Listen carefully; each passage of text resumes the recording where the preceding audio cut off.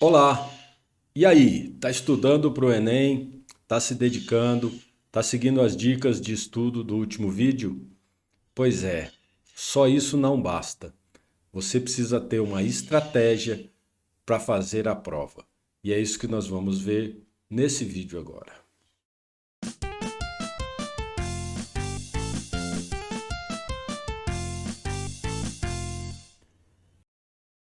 Salve, salve! Você está estudando, está se dedicando, aprendendo conteúdo, mas só isso não basta para você ir bem. Na prova do Enem, você precisa ter uma estratégia para resolver a prova, ter uma estratégia no dia da prova. Vamos ver algumas características da prova do Enem. Para esse ano, no dia 21 de novembro desse ano de 2021, você vai ter a prova de linguagens, códigos e suas tecnologias e uma redação. É português, literatura e uma redação. Vai ter também questões de ciências humanas, sociologia, história, geografia e isso aí. No dia 28, no segundo dia, no outro domingo, no dia 28 de novembro, a prova é de ciências da natureza, química, física e biologia e de matemática e suas tecnologias, questões de matemáticas. O que eu vou falar aqui, eu estou focando no segundo dia, que é onde tem a matemática, mas serve para o primeiro dia. Você faz as suas adaptações aí para o primeiro dia da prova. O seu grande problema, grande dificuldade que você vai ter na prova do Enem é o tempo. Além das questões, claro, né? Mas é o tempo. Então você precisa ter consciência de quanto tempo você tem para fazer a prova, de como você vai controlar esse tempo. No primeiro dia são 90 questões e mais uma redação com 5 horas e meia de duração. No segundo dia você vai ter 5 horas para resolver 90 questões. Você tem 5 horas são 300 minutos, né? 300 minutos para resolver a prova.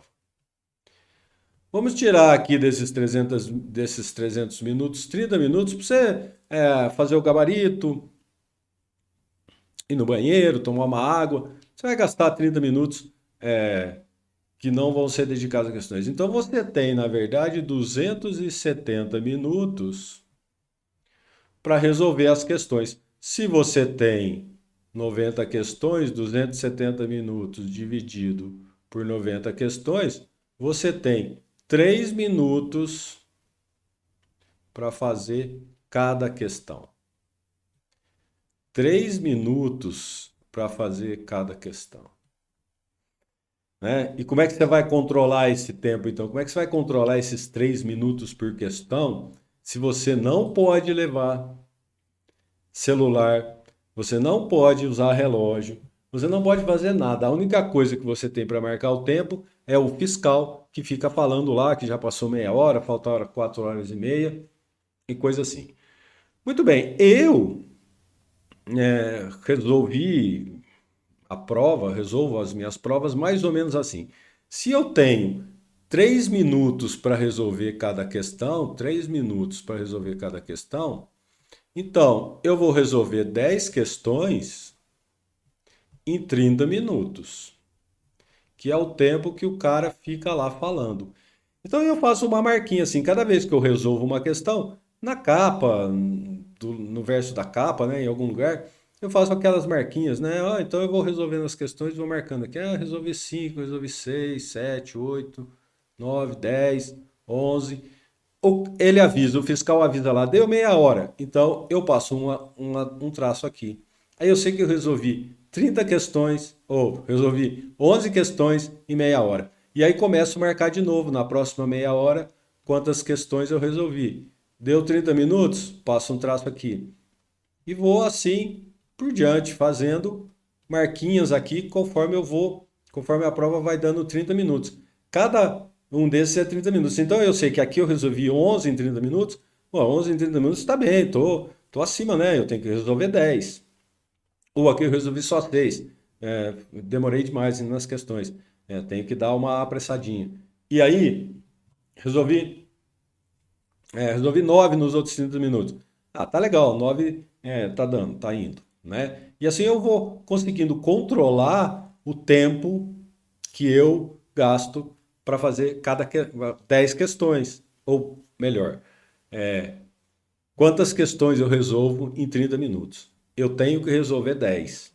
Né? Se eu resolvo bem mais que 10, tá ótimo, estou indo bem, bem rápido. Se eu resolvo bem menos que 10 questões, opa, tem alguma coisa errada, é melhor eu dar uma olhada nisso aí, é melhor eu apressar um pouquinho o passo, senão não vai dar tempo. Então você tem que resolver, em média, 10 questões em 30 minutos, ou cada questão em 3 minutos.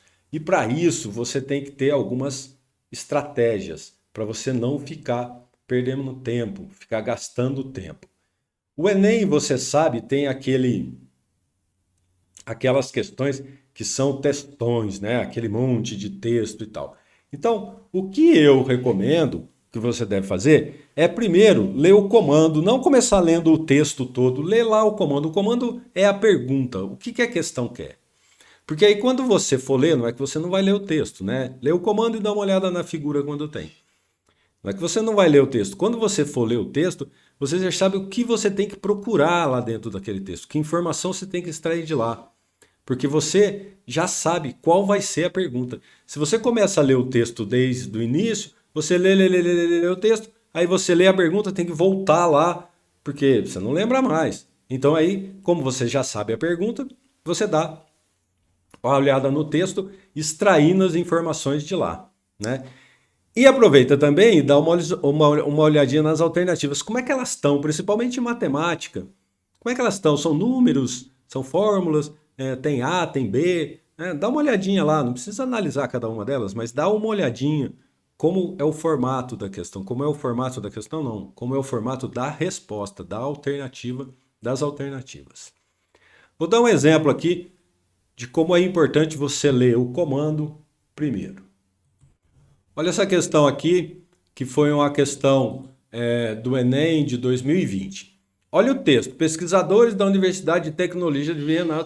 Você vai ler tudo isso? Não. Onde é que você vai? Vai aqui, ó. Esse aqui é o comando da questão. Vai direto aqui. Vem aqui, ó. Lê esse aqui, ó. Este é o comando da questão.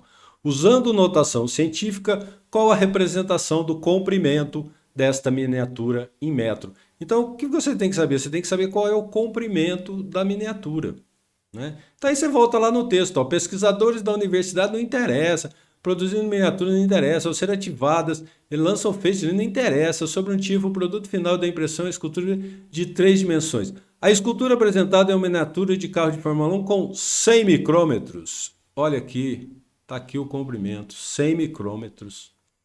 E ele ainda fala mais, né? Ele fala que 1 micrômetro é a milionésima parte. Eu não vou entrar nos detalhes de como resolver exatamente aí, mas você viu que essa parte do texto aqui não serve para nada, né? Não serviu para nada. Não serviu para nada. O comprimento é 100 micrômetros, o micrômetro é a milionésima parte, é 10 a menos 6. Então, se você for escrever isso em notação científica, vai tirar 2 zeros daqui, vai ficar 1, vezes 10, se eu diminuir eu tenho que aumentar, a menos 4, tá aqui, ó. Você não precisou ler todo esse texto, só leu o comando. Quando você foi lá no texto, isso aqui ficou, você só passou o olho, você veio direto aqui e pegou a informação do comprimento. Uma outra coisa importante que eu disse, que é olhar as alternativas. Por quê? Olha essa questão. Eu também não vou ficar me debatendo aqui, né? Não vou ficar debatendo como é a solução da questão, tá bom? É só para mostrar que é importante você olhar a alternativa antes de começar a resolver. Então vamos lá, ó. No livro, né? Vai ler assim? Não. Onde é que você vai? Vai aqui, ó. No comando da questão. Nessas condições, o número de anagramas formados é dado por... Quando fala de anagrama, a gente já pensa em permutação, né? Anagrama é permutação. Muito bem, eu tenho que formar anagrama do quê? Nos livros de Harry Potter, o anagrama do nome Tom Marvel gerou a frase, I'm Lord. Suponha que Harry quisesse formar todos os anagramas da frase I'm Potter. Bom, tá aqui. Eu já sei que o que eu quero são anagramas dessa frase. De tal forma que as vogais e consoantes aparecessem sempre intercaladas e sem considerar o espaçamento entre as letras. Então, eu vou considerar as vogais I, A, O, E, 4 vogais, e vou considerar as consoantes M, P, T, T, R. Se eu quero consoantes intercaladas e eu tenho 5 consoantes e 4 vogais, a única maneira que eu tenho de fazer isso é consoante vogal, consoante vogal, consoante vogal, consoante vogal, consoante. 1, 2, 3, 4, 5 consoantes e 4 vogais. Então são só permutações, né, de 5 consoantes com repetição do T de 2, vezes permutação das 4 vogais. E aí você se lembra das fórmulas lá de permutação. Permutação de 5 com a repetição de 2 vogais, ali no caso, é 5 fatorial dividido por 2 fatorial. E a permutação é 4 fatorial. Olha, eu não vou entrar em detalhe de como resolve. Mas percebeu que aqui, ó, você não precisa resolver 5 vezes 4 vezes 3 vezes 2 vezes 1. Isso aqui é 5 fatorial vezes 4 fatorial dividido por 2. Tá aqui, ó, é a letra E. Por que eu não fiz a conta? Porque eu olhei aqui e vi que eu não iria precisar fazer a conta. Ele só quer a representação de como isso é feito. Não preciso fazer a conta. Ah, vai lá e faz a conta. Não, não é necessário. Só a representação. Espero que você tenha percebido a importância de não gastar tempo lendo toda a questão. Lê o comando e depois vai no texto procurar o que você quer. E a importância de ler, de dar uma olhada nas alternativas. Porque aí você não fica fazendo conta desnecessária, você não fica resolvendo a expressão numérica desnecessariamente. Ele só queria a indicação ali do que era. Se você notar que aqui as alternativas estão com essa permutação, é tranquilo.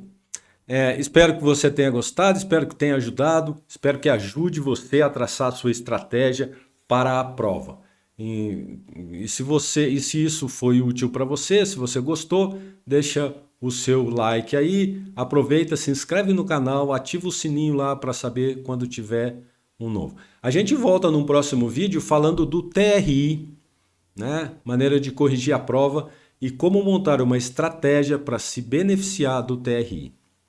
Em té.